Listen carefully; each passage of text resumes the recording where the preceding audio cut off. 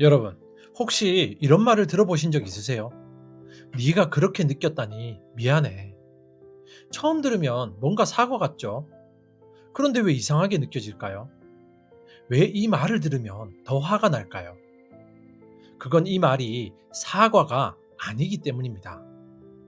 내가 잘못한 게 아니라 네가 그렇게 느낀 거잖아라는 책임의 피가 사과의 탈을 쓰고 나온 겁니다. 우리는 살면서 수도 없이 사과를 하죠. 근데 이상하게 사과를 해도 관계가 회복이 안 되는 경우가 있죠. 왜일까요? 사과를 잘못했기 때문입니다. 오늘 이 영상을 끝까지 보시면 왜 우리가 진짜 사과를 어려워하는지, 그리고 진짜 사과가 무엇인지를 아주 선명하게 알게 되실 겁니다. 그리고 사과를 잘하는 사람이 관계에서 왜 이기는지도요. 반갑습니다. 여러분의 꿈속에 들어가 함께 억지로라도 걷게 만드는 꿈을 걷는 자입니다. 여러분, 생각해 보세요. 우리는 어릴 때부터 미안해라는 말을 배웠죠. 친구를 울렸을 때, 뭔가를 잘못했을 때, 어른들이 이렇게 말했죠. 어서 미안하다고 해. 그래서 우리는 미안하다고 했어요. 근데 진짜로 미안한 마음이 있었을까요? 솔직히 아닐 때가 많았잖아요. 그냥 어른이 시켜서 한 거예요. 이게 문제의 시작이죠. 우리는 어릴 때부터 미안해라는 말을 배웠지만 진짜 사과를 어떻게 하는지는 배운 적이 없어요. 그리고 그 상태로 어른이 됐습니다. 그래서 지금도 누군가에게 상처를 줬을 때 어떻게 해야 할지 모르는 겁니다. 마사백이 이렇게 말해요. 진정한 후회 없이 용서를 얻기는 어렵다. 이 말이 핵심입니다. 용서받고 싶은데 진정한 후회가 없는 겁니다. 그래서 사과를 해도 용서가 안 되는 거예요. 그러면 왜 우리는 진짜 사과를 어려워하냐면 심리학적으로 아주 명확한 이유가 있습니다. 바로 자존심과 방어 기제 때문입니다. 우리 뇌는 자신을 보호하려는 본능이 있죠. 내가 잘못했다는 걸 인정하는 순간 뇌는 그걸 위협으로 느낍니다. 내가 나쁜 사람이 되는 것 같아. 내가 약해 보일 것 같아. 내가 지는 것 같아. 이 느낌이 너무 불편해서 뇌가 자동으로 방어 기제를 작동시키죠. 그래서 이런 말들이 나오는 겁니다. 네가 그렇게 느꼈다니 미안해. 내 잘못이 아니라 네가 그렇게 느낀 게 문제라는 거죠. 미안해. 근데 나는 그럴 수밖에 없었어. 사과를 하는 척하면서 실제로는 변명을 하는 거죠. 내가 먼저 미안하다고 했잖아. 사과를 했다는 행위 자체로 책임을 다했다고 생각하는 겁니다. 이 중에서 가장 사과를 망치는 것이 뭔지 아십니까? 바로 미안해. 근데 이겁니다.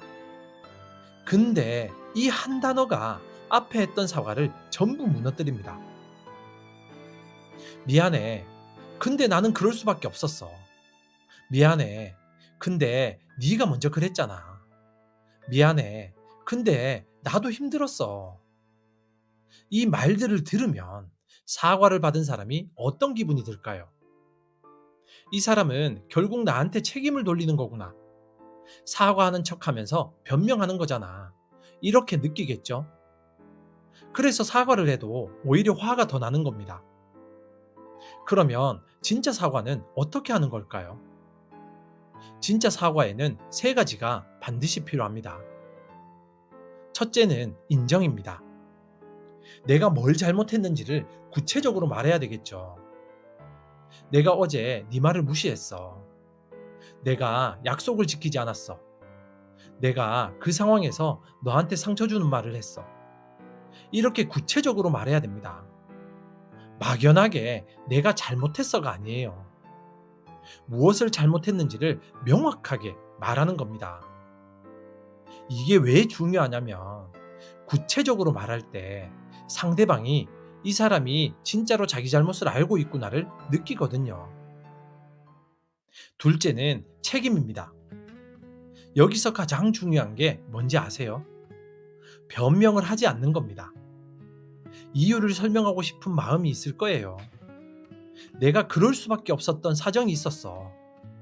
근데 사과의 순간에 그 이유를 설명하게 되면 상대방 귀에는 변명으로 들립니다. 책임을 인정하는 순간에는 이유도 변명도 없어요. 그건 내가 잘못한 거야. 이유가 뭐였든 그건 내 잘못이야.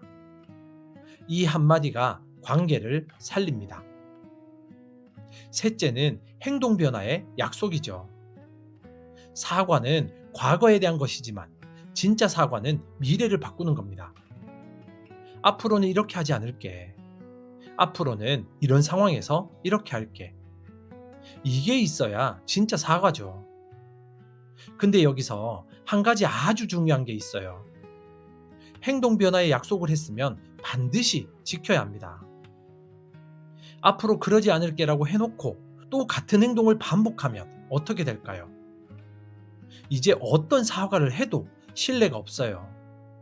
그러니까 지킬 수 없는 약속은 차라리 하지 마세요. 지킬 수 있는 것만 약속하세요. 자, 그러면 이 세 가지를 합치면 어떻게 될까요? 내가 어제 네 말을 중간에 끊고 무시했어. 그건 내 잘못이야. 앞으로는 네가 말할 때 끝까지 들을게. 이게 진짜 사과죠. 인정, 책임, 행동 변화의 약속.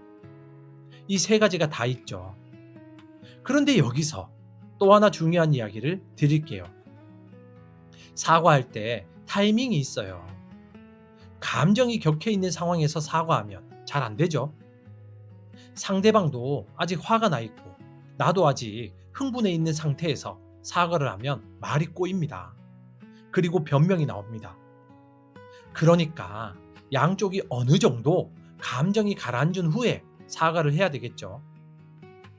그리고 사과할 때 장소도 중요합니다. 사람이 많은 곳에서 사과를 받으면 어떨까요? 오히려 더 불편할 수 있습니다. 나를 공개적으로 용서해야 되는 상황을 만든 건가? 이런 느낌이 들 수 있죠. 그러니까 가능하면 단둘이 있는 상황에서 사과를 하세요. 자, 그리고 이 이야기를 드리고 싶어요. 사과를 잘하는 사람이 왜 관계에서 이기냐고요? 역설적으로 들리겠지만 자기 잘못을 인정하는 사람이 오히려 더 강한 사람입니다. 왜냐하면 잘못을 인정하는데 용기가 필요하거든요. 자존심을 내려놓는데 용기가 필요해요. 방어 기제를 이겨내는데 용기가 필요하죠. 이 용기가 있는 사람을 사람들은 신뢰합니다. 이 사람은 잘못했을 때 솔직하게 인정하는 사람이구나. 이 신뢰가 관계를 더 깊게 만들겠죠. 반대로 절대로 사과하지 않는 사람, 항상 변명하는 사람, 근데 로 사과를 망치는 사람은 어떻게 될까요? 처음엔 강해 보일 수 있어요. 저 사람은 절대 지지 않는 사람이구나. 근데 시간이 지나면 주변 사람들이 떠납니다. 그리고 관계가 얕아지겠죠. 왜냐면 신뢰가 없거든요. 사과를 잘하는 사람 곁에는 사람이 모입니다. 이 사람은 진심으로 나를 대하는구나. 이 느낌이 관계를 깊게 만듭니다. 그리고 한 가지 더. 사과는 상대방을 위한 게 아닙니다. 사실은 나를 위한 거죠. 사과하지 못한 것들이 마음속에 쌓이면 어떻게 될까요? 그게 죄책감이 됩니다. 그 죄책감이 나를 잠식합니다. 아, 그때 내가 왜 그랬을까? 그때 사과했어야 했는데. 이 생각들이 나를 갉아먹습니다. 진짜 사과를 하는 순간 그 죄책감에서 자유로워집니다. 상대방도 편해지고 나도 편해집니다. 그게 진짜 사과의 힘입니다. 자, 오늘 바로 해볼 수 있는 것을 말씀드릴게요. 지금 이 순간 사과하지 못한 사람이 한 명이라도 떠오르시나요? 오래된 일이어도 괜찮아요. 그 사람에게 오늘 한번 사과해 보세요. 인정하고 책임지고 행동 변화를 약속하세요. 그 한마디가 관계를 살릴 수도 있습니다. 그리고 그 관계가 나의 미래를 바꿀 겁니다. 그리고 앞으로 누군가에게 사과해야 될 상황이 오면 근대를 붙이지 말아 보세요.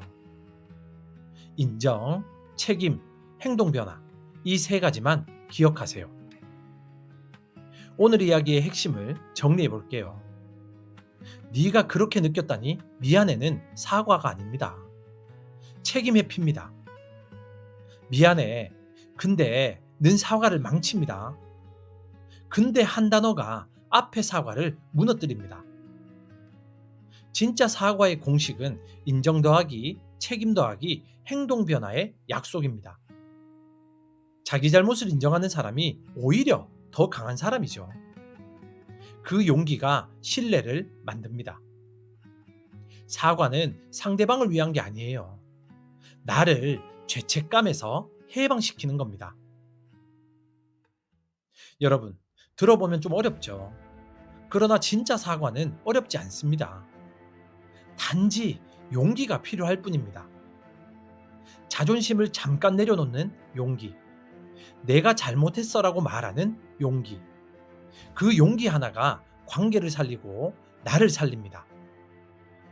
사과를 잘 하는 사람이 결국 더 깊은 관계를 만듭니다. 오늘 용기 내서 사과하는 여러분을 항상 응원하겠습니다. 지금까지 당신의 꿈 곁에서 함께 조용히 걷는 꿈을 걷는 자였습니다. 감사합니다.